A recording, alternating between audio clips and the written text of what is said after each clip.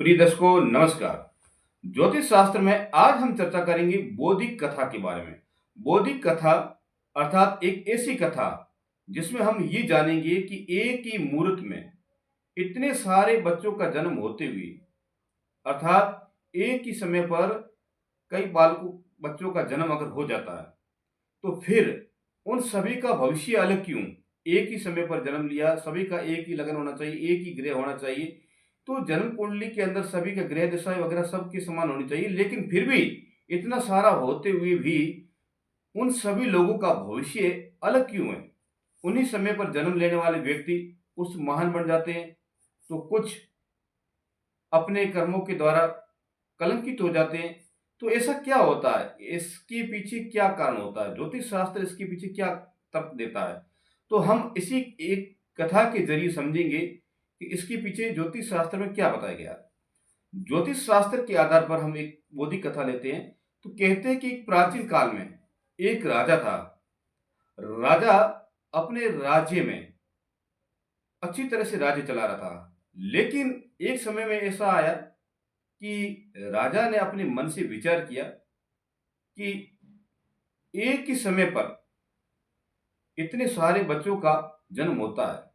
मान लीजिए एक ही समय पर अगर 5 बच्चों का जन्म हो या 10 का हो, एक ही टाइम पर सभी का जन्म हो जाता है इतने सारे बच्चों का, तो फिर भी इन सारे बच्चों का भविष्य अलग क्यों? इसके पीछे ऐसा क्या कारण है? तो राजा के मन में एक बात ये बैठ गई। राजा ने अपनी नगरी में जितने भी ज्योतिषाचार्य थे, जितने भी पंडित थे, उन सभी को बुलाते हैं। उन सभी को बुला करके राजा उनसे प्रश्न पूछता है कि एक ही समय पर इतने बच्चों का जन्म अगर हो जाता है, तो फिर इतने बच्चों का जन्म होने से भी यानी कि होने के कारण भी इन सभी का भविष्य अलग क्यों? इसके पीछे ऐसा क्या कारण होता है? तो सभी ने अपने-अपने तर्क दिए। लेकिन राजा के पास एक ऐसा पंडित होता है जो विख्यात होता है, जो बड़े ज्योतिषी भी होते हैं, बड़े जानकार होते हैं।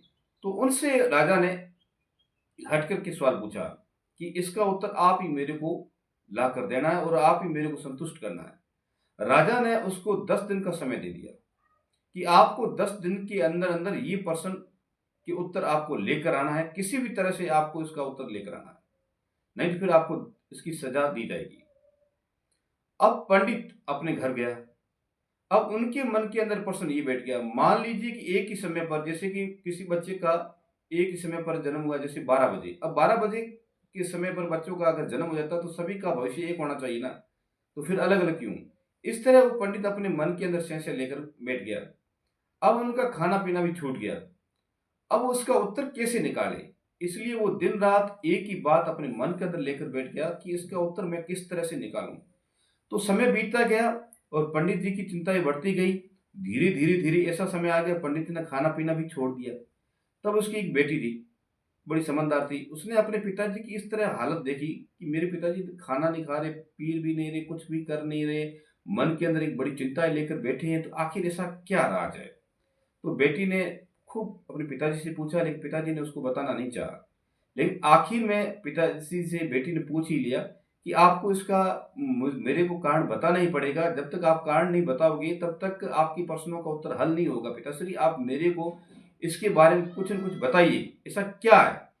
आखिर में जब पिता ने अपनी बेटी को उनके बारे में बताया तो बेटी ने कह दिया कि इसका उत्तर आप राजा से कल कह देना कि इसका उत्तर एक कोई गाँव से, अपनी नगरी से 10 किलोमीटर दूर एक साधु रहता है, वो आपको उत्तर दे सकता है और आप सीधे उनको राजा से यही कहना है और उनसे कहना है कि आपको अगर इसका प्रश्न का उत्तर जानना है, तो आपको उस साधु के पास जाना ही पड़ेगा, अगर उत्तर आपको उसका चाहिए तो।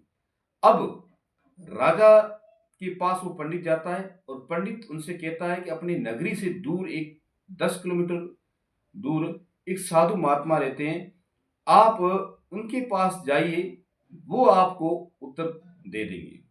अब राजा वहाँ से रवाना होते हैं, क्योंकि राजा के मन में बड़ी उत्सुकता थी कि मुझे किसी भी तरह से इस प्रश्न का उत्तर मिलना चाहिए और राजा वहाँ से रवाना होकर के उस साधु के पास पहुँचते हैं। तो राजा वहाँ जाता है तो देखता है कि जो साधु था, वो तपस्या करते-करते पास में उनके पास अग्नि जल रही थी। अग्नि से वह गरम गरम जोत को खा रहा था, यानी कि खीरों को खा रहा था। तो अग्नि के वो फांके ले रहा था। राजा ने देखा कि ये ऐसा क्यों कर रहा है। राजा ने उस साधु का सम्मान किया, प्रणाम किया और साधु से पूछा कि मैं इस कारण से आपके प्रश्न जानने के लिए आया हूं, आप मेरे को इस प्रश्न का उत्तर दीजिए।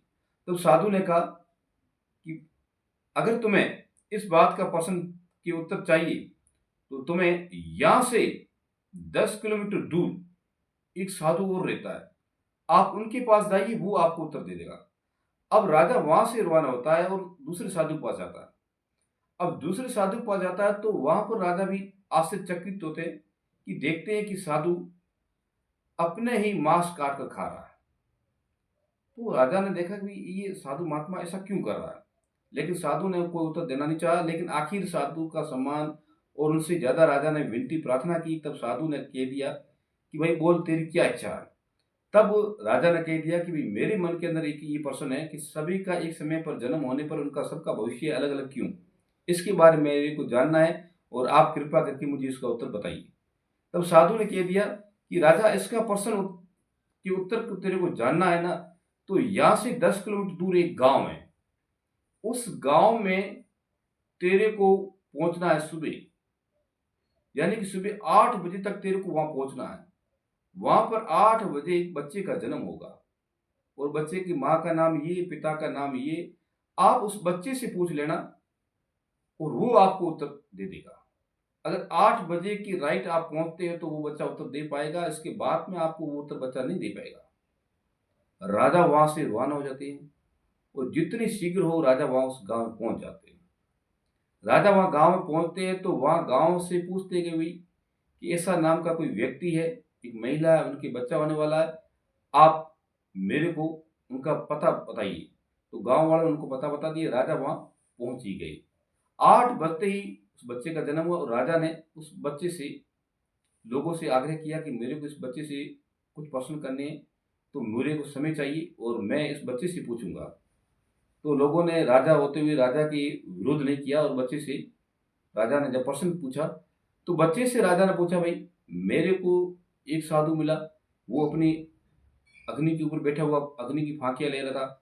दूसरे साधु के पास पहुंचा तो वो अपना ही मांस खा रहा था। अब दूसरे साधु के मुताबिक मैं यहाँ आकर पहुंचा हूँ।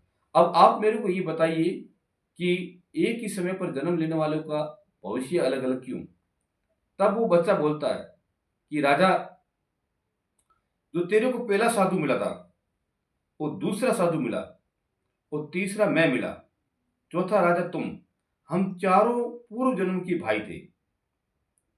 हम चारों पूर्व जन्म के भाई थे, हमारे पास किसी चीज की कोई कमी नहीं थी। लेकिन एक समय में हमारी माताजी ने हम चारों को लकड़ियां लेने के लिए जंगल में भेजा था और चारों को हमको अलग अलग भोजन बनाकर दिया था। अलग अलग भोजन की पोटली बनाकर दी थी कि आपको जब भी भूख लगी तो आप अपना अपना भाग खा लेना। हम चारों अपना अपना भाग लेकर के जंगल गए। तो वहां जाकर के हम खान जैसे हमने काम किया और हमें भूख महसूस हुई तो हम खाने के लिए बैठ गए। तो जैसे ही जो अग्नि खा रहा था उसके पास एक कोई महात्मा आ गए थे, वो बड़े भूखे थे। उस महात्मा ने उस अग्नि खाने वाले भाई से पूछा कि भैया, मैं कई दिनों का भूखा हूं, मेरे को भोजन की आवश्यकता है, आप मेरे को भोजन दीजिए, आधा भाग दीजिए, कुछ भी दीजिए दीजिए। लेकिन उस भाई ने ये कहा कि मैं तेरे को भोजन दूंगा तो मैं क्या आग खाऊंगा, क्या मैं खीरे खाऊंगा। तब उस साधु ने कह दिया, तथास्तु, जैसी तेरी इच्छा। अब वो साधु दूसरे भाई के पास पहुंचा जो अपना मांस खा रहा था, उसी से वही आग्रह किया, लेकिन उसने कह दिया मैं तेरे को दूंगा तो क्या मैं अपना मांस खाऊंगा। तो उसने भी, साधु ने कह दिया तथास्तु, यानी कि तुम्हारी जैसी इच्छा। इसी प्रकार वो तीसरे क्रमांक मेरे पर आएगा, यानी कि तीसरे नंबर मैं था और मेरे पास आकर आ गई। तो मेरे से मांगा उसने भोजन। तब मैंने ये कह दिया मैं तेरे को खिलाऊंगा तो क्या मैं भूखा मर जाऊंगा। तो आज मैं अभी तक भूखा मर रहा हूँ, मेरे भाग्य में माँ का दूध लिखा हुआ नहीं है, अब मेरा समय पूरा होने वाला है। और चौथा राजा तुम था, जैसे साधु ने तुमसे आग्रह किया और तुमने अपना पूरा भोजन उस साधु को दे दिया, साधु ने आशीर्वाद दिया, जिसके कारण से तू आज राजा बनकर बैठा है, जिसके कारण से तू सुख सुविधाओं का भोग कर रहा है। तो इसका कारण मुख्य ये होता है कि एक ही समय पर व्यक्ति अगर जन्म लेता है, एक ही समय पर इतने सारे बच्चों का जन्म होता है, फिर भी उनका भविष्य अलग होने का पीछे क्या कारण होता है? कहीं न कहीं उनके कर्मों का कारण होता है। व्यक्ति जीवन में अच्छे कर्म करके महान बनता है, व्यक्ति जीवन में अच्छे कार्य करके ही अपनी प्रशंसा बढ़ाता है, व्यक्ति जीवन में अच्छे कार्य से ही जाना जाता है और इसी से व्यक्ति का नाम रोशन होता है। तो इस प्रकार हमें ज्योतिष का सहारा तो लेना ही है, लेकिन हमारे जो कर्म है वो सही होने चाहिए। हमारा जो आचरण है, जो हमारा व्यवहार है, वो हम व्यक्तिगत रूप से सही रखेंगे तो कहीं न कहीं परमात्मा हमारी रक्षा करेगा और परमात्मा की कृपा हम पर बनी रहेगी और हमें सत्य का ज्ञान होता ही है। तो इस प्रकार ज्योतिष शास्त्र में कर्मों की महत्ता दी गई है कि व्यक्ति अपने कर्म के हिसाब से ही अपना भाग्य बनाता है और कर्म के हिसाब से ही अपना व्यक्ति भाग्य बिगाड़ता है। तो इस प्रकार हम अपने जीवन में अच्छे कर्म करके और अच्छा व्यवहार करके चलेंगे तो हमारा भविष्य अच्छा ही रहेगा। तो इस प्रकार हम चलने से परमात्मा की हम पर विशेष कृपा होती है और परमात्मा भी हमारी सपोर्टिंग करती करेंगी। तो हमें अपने जीवन में अच्छे भविष्य बनाने के लिए कहीं न कहीं हमारे कर्म अच्छे होने चाहिए। तो इस प्रकार ज्योतिष शास्त्र में कर्मों के बारे में महत्व बताया गया है और कर्म से ही व्यक्ति का भविष्य बनता है। तो ज्योतिष शास्त्र में इसके बारे में यही वर्णन था, एक कथा के ज़रिए मैंने आपको बताया। तो मेरा चैनल पसंद आया हो तो सब्सक्राइब कीजिए, लाइक कीजिए, कमेंट कीजिए, शेयर कीजिए। राधे राधे, जय श्री कृष्ण।